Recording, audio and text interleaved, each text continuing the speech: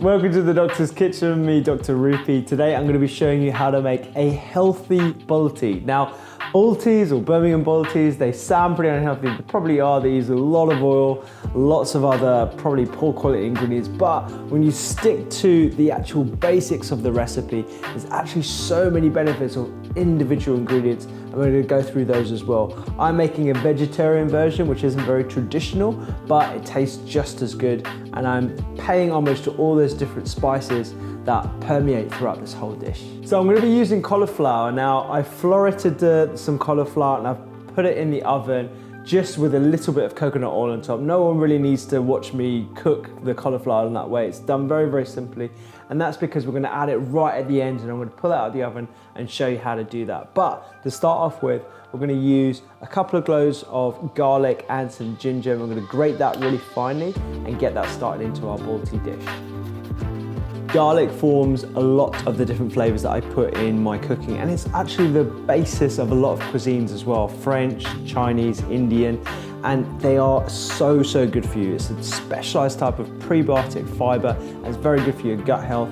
It does have certain chemicals that reduces inflammation by stabilizing cells, and having ginger in there with the ginger rolls and the onion that I'm about to dice as well, it's just a powerhouse of different ingredients that have proper health benefits. We're using it for flavor just as well as function too. So you want to get your pan on heat. Now I'm using a little mini wok here because I don't have a Balti dish, but if you do have a Balti dish, that's fine.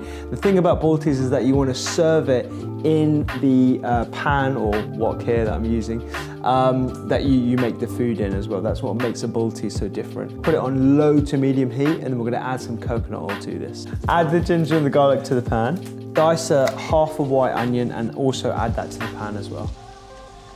Bit of seasoning.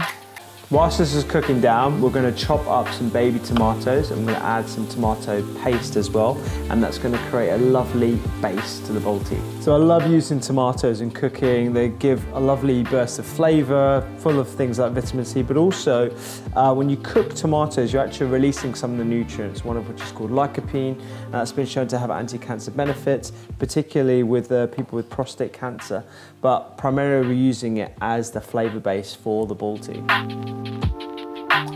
You'll slice the chilli and remove the seeds if you like it to be a milder curry, but I actually prefer heat, so I'm going to leave the seeds in. And chilies are an incredible source of anti-inflammatory properties. It contains a chemical called capsaicin, and that's been shown to have some really incredible anti-inflammatory benefits. Now we're going with the spices, garam masala and turmeric. So we're just going to add a splash of water just to increase the actual volume of the curry, and some peas as well. Now you can use frozen or fresh. I use fresh where possible. So I'm going to add the roasted cauliflower that's been in the oven for about 30 minutes with no other spices on it. I'm going to cover it for 1 minute. So after it's been cooking for about a minute with the lid on, it's ready to serve, and I'd serve it straight away in the dish that you've used to cook with it.